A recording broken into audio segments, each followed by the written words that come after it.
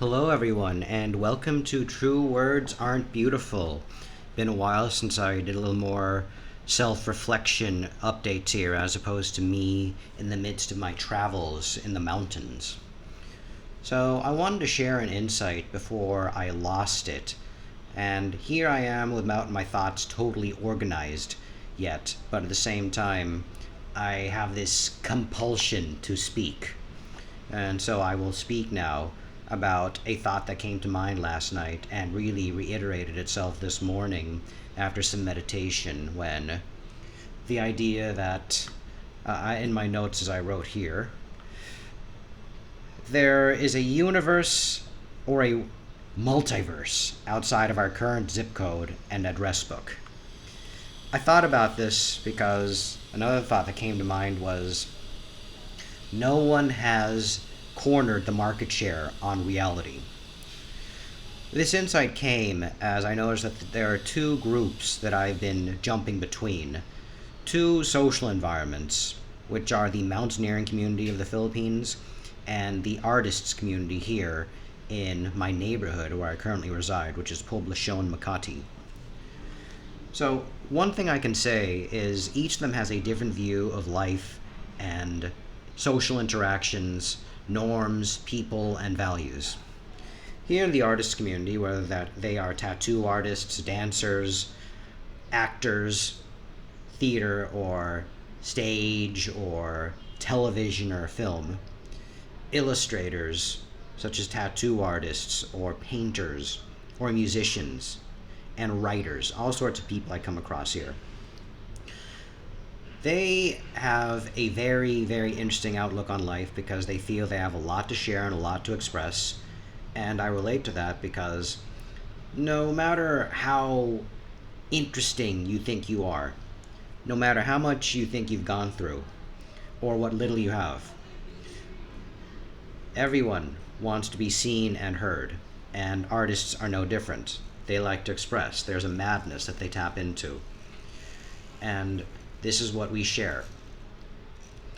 What I can say about a lot of the artists I've come across here, particularly the professionals who would catch me doodling in the cafe before, they'd be so excited to see my work, which lacks the skill of a professional, yet has all the heart of an artist. To the point I've had several people say, "You get art even though you don't think that you have it." These are people who have the skill, but have a kind of deadness to their soul because they're doing it to survive. They're not creating out of that primal source, that primordial source, really. They're creating, it's because someone else is giving them the criteria to fulfill. And so they're not tapping into their hearts and souls. Now, there's nothing wrong with being a professional artist. I do find, though, that the mix between surviving and hustling versus art, the overlap there can cause some confusion in the mind. And while you do tap into that primordial creative, you can still get stuck. Stuck in your paradigm, stuck in your views about reality, stuck in your ways about how people are, because what goes into your mind is what comes out on your canvas and your song. Compare this to the mountaineering community, and these are people who are not limited to their neighborhood, their zip code. These are people who are frequently making sacrifices, such as working in the call centers here in order to explore the country and the cultures. These are people who know that Manila is not the center of the universe. These are people who know the different tribes, the different cultures, the different environments here. And they see the hidden beauty of the world outside of the national capital region, outside of the Tagalogs, outside of Manila, outside of their zip code.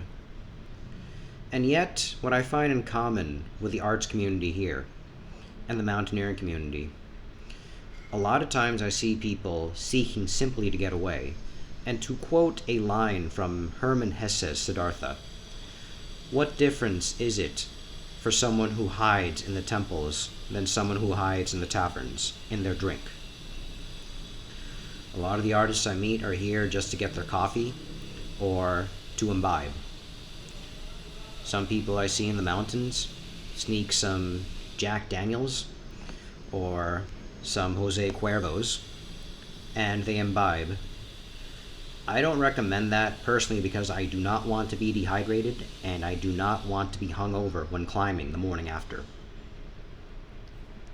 Now, there's nothing wrong with these people's lifestyle and choices. There's nothing wrong with them being stuck in their parochial paradigm. It's just different. One thing I've realized, having finished over half of my soul odyssey so far, about 54% now, I actually feel like I'm living in a multiverse, both literally and metaphorically. I have many, many interests, be it music, illustrating, meditation, metaphysics, nature and climbing,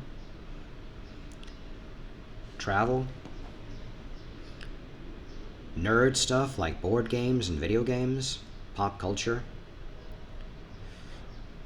politics and society. There's so many different communities and circles and interests that I travel amongst.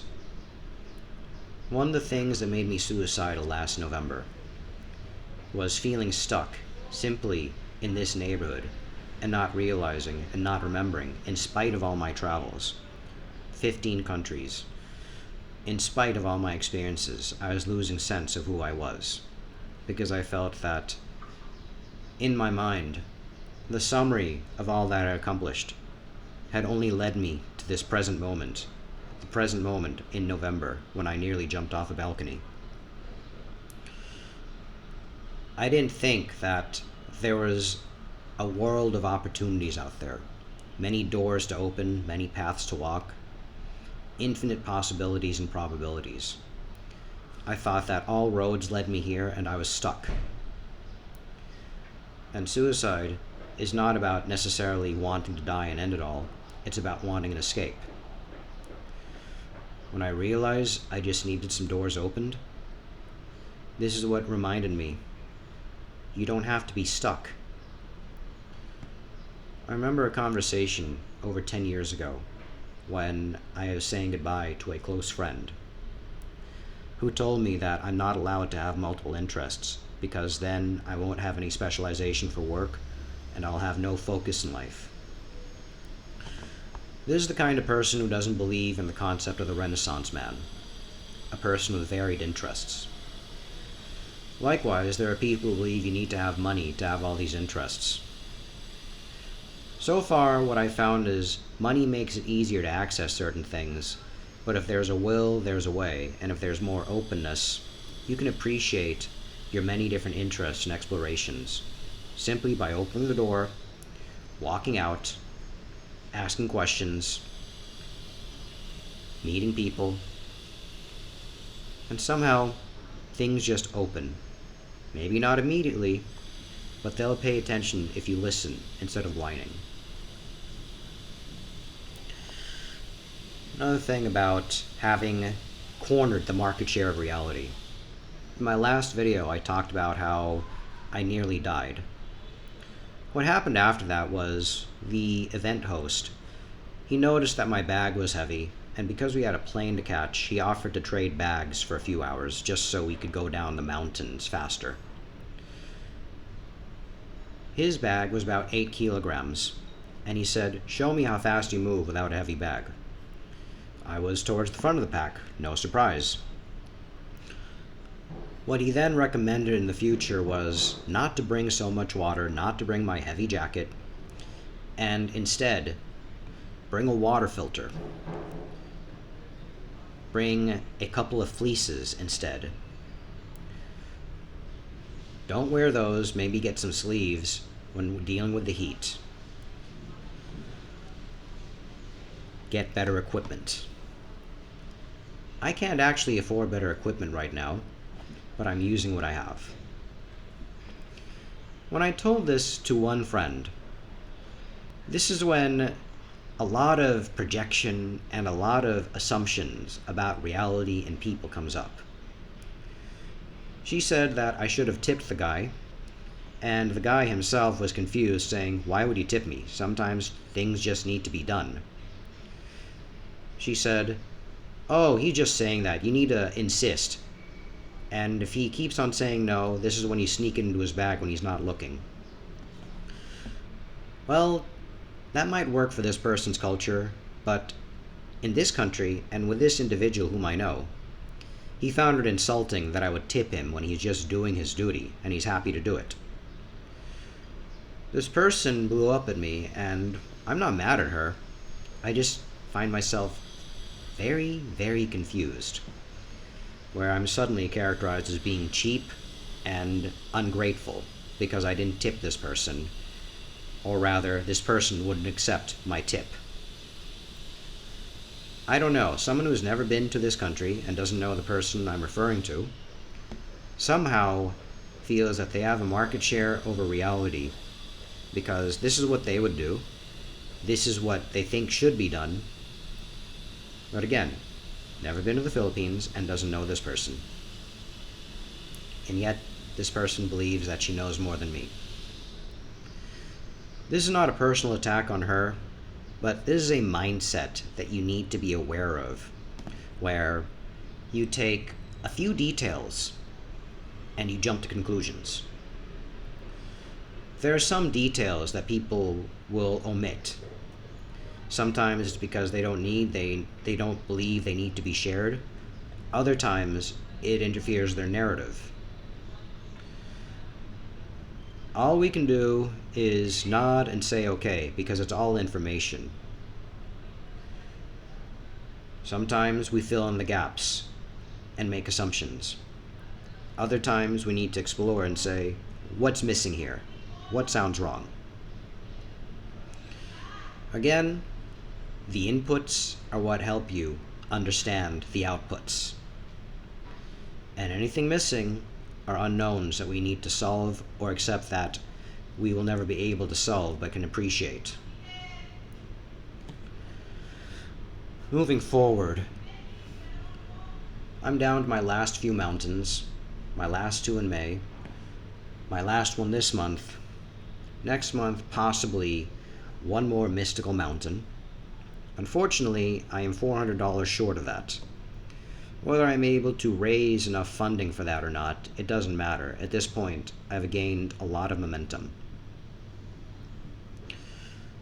I don't plan anything right now. I'm just following what is calling my soul.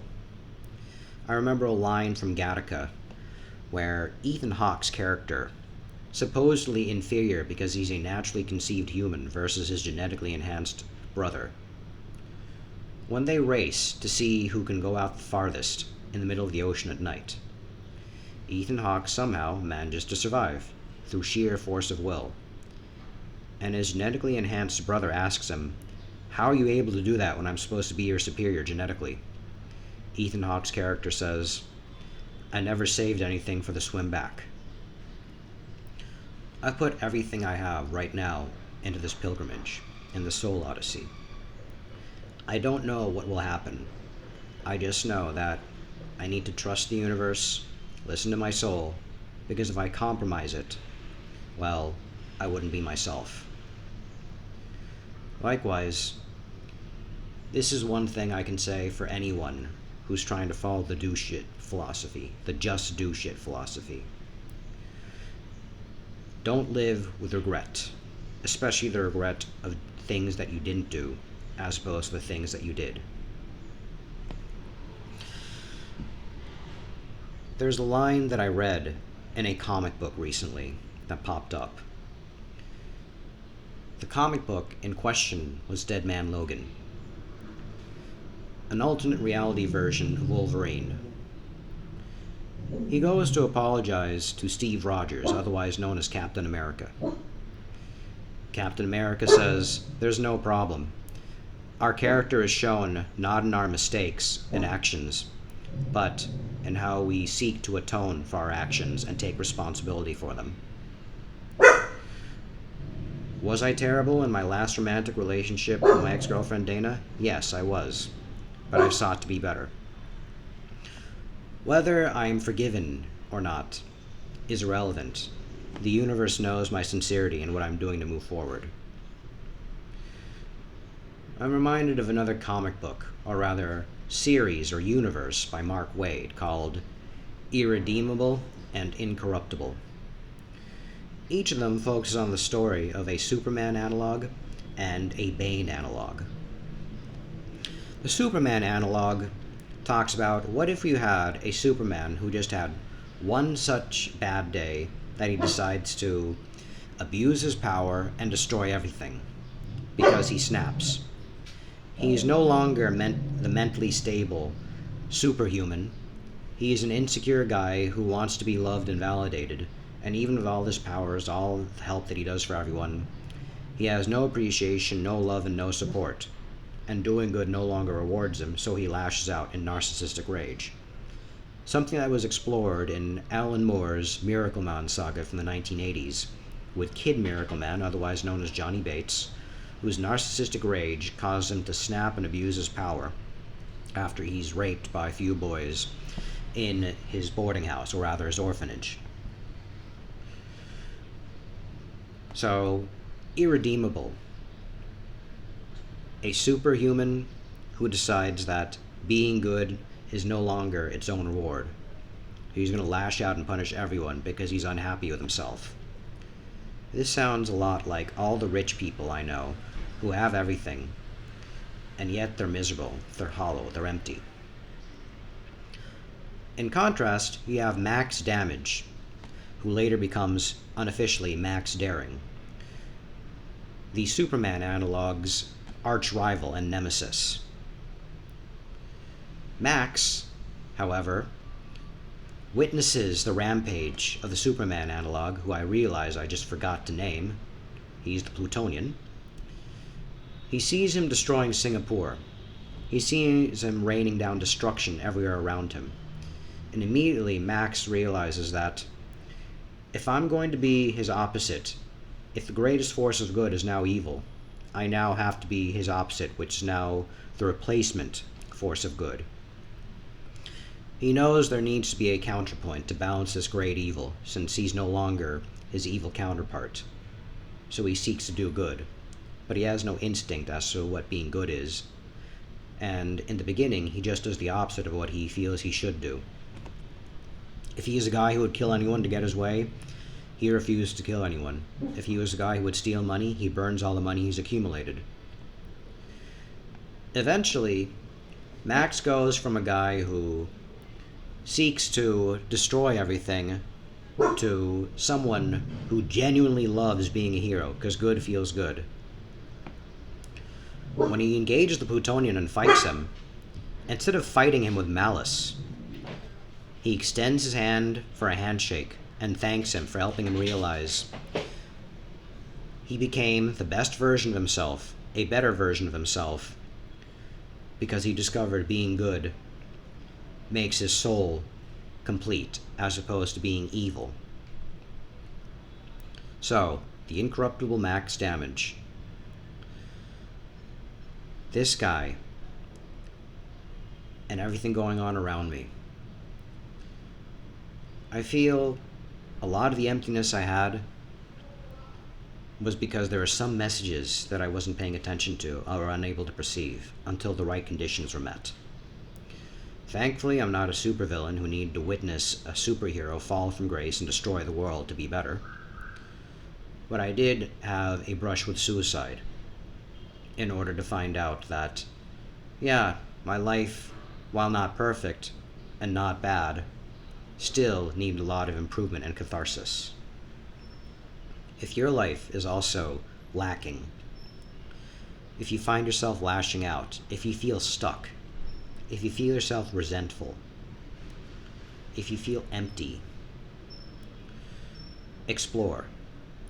Explore within yourself, explore your immediate environment, explore with people you wouldn't otherwise normally interact with.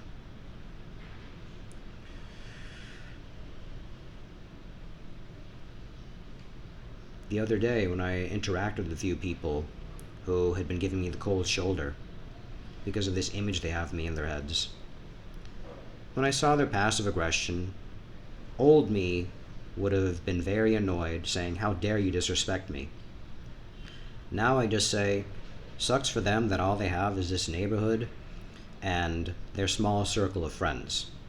These are the kind of people who are too afraid to order something different off the menu, to go to a different restaurant, or to go to any place that they feel is beneath them in terms of exploring the city that is Manila.